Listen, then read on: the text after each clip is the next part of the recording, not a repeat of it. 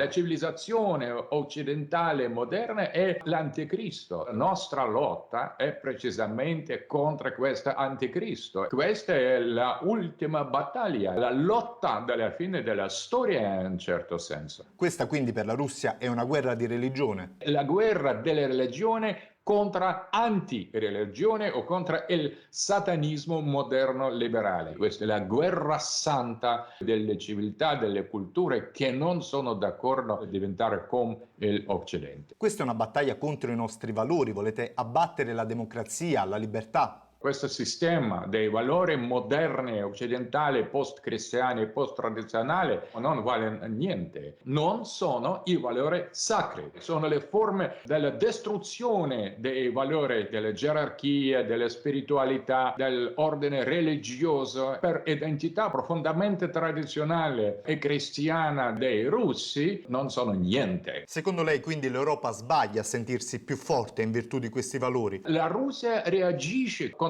questa egemonia culturale, questa maniera arrogante di condursi dell'Occidente, questa assenza totale delle possibilità di concepire l'esistenza dell'altro è il punto più debole dell'Occidente e sarà la ragione, la causa del suo fine. E in che cosa la Russia si ritiene più forte? Noi ci sentiamo la terza Roma, la Roma eterna. La Russia vincerà Occidente per dare esempio come vincere questa egemonia occidentale. La vittoria della Russia significherà la fine della storia. Però la Russia sta colpendo e uccidendo dei civili. No.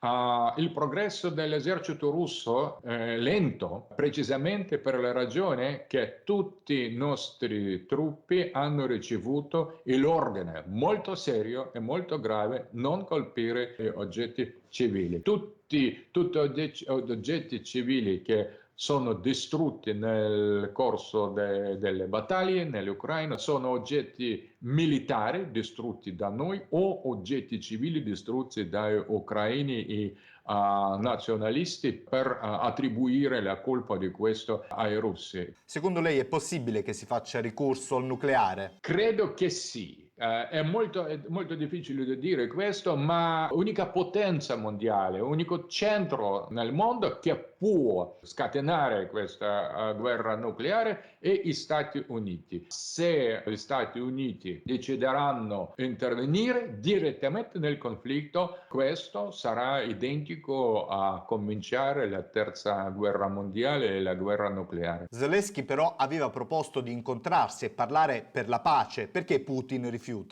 Perché Putin non pensa che Zelensky è soggetto, è il buffone, è la figura che è totalmente irresponsabile, che non può decidere la pace o il conflitto. Credo che Putin parlerà solo con i personaggi che contano davvero e che possono decidere nelle situazioni tan critiche che oggi, e non con Zelensky che non rappresenta nulla. Quale legame esiste oggi tra Russia e Cina? Sarà un'alleanza che potrà cambiare l'ordine mondiale? Sì, i legami sono migliori che mai. Le relazioni tra Xi Jinping e Putin sono migliori perché lottano contro unipolarismo. Siamo amici per ricreare l'ordine globale. Cina può essere soluzione della Russia sotto sanzione. Questo è molto più che amicizia. Questo è alleanza storica. Oggi cosa dovrebbe fare l'Europa, secondo lei? Credo che Europa non esiste oggi con la civiltà, con la cultura indipendente. È una base militare degli Stati Uniti, è il strumento occidentale. La civiltà russa e esempi delle culture orientali possono essere gli esempi per salvazione europea. Altrimenti Europa sarà morta nella distruzione di questa torre di Babel che è la civiltà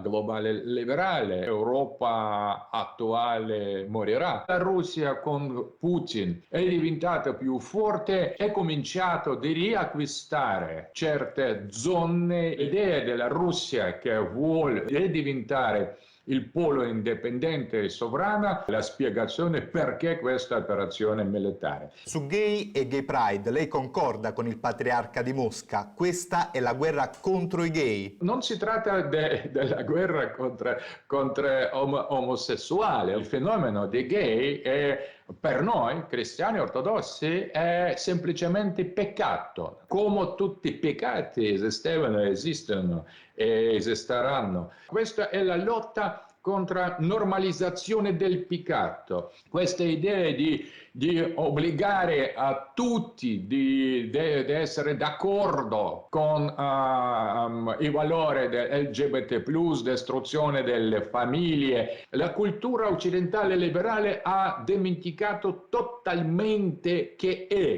peccato. E chi difende il peccato è il diavolo. La Russia ha dichiarato la rivolta. Non possiamo esistere nel mondo dove peccato è la norma. Putin nel suo discorso cita il Vangelo, cosa da molti ritenuta una bestemmia. Perché questo gesto?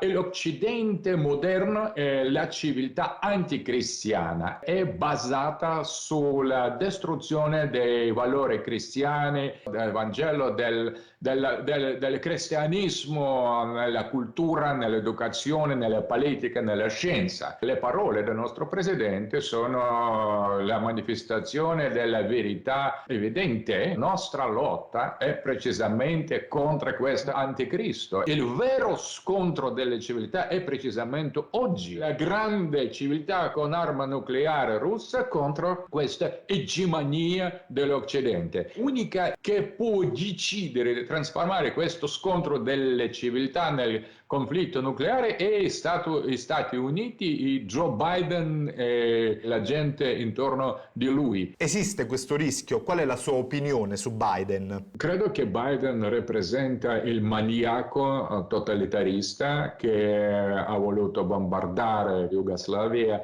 che è globalista convinto, molto pericoloso, molto meno normale che Trump. Forse Biden sarà la figura più pericolosa per il mondo. Se i gruppi esercito di NATO entrerebbe nel conflitto diretto con la Russia, questo sarà lo stesso che cominciare la guerra nucleare, perché certamente la Russia risponderà. Oggi il destino del mondo sta entre le mani di questo fanatico.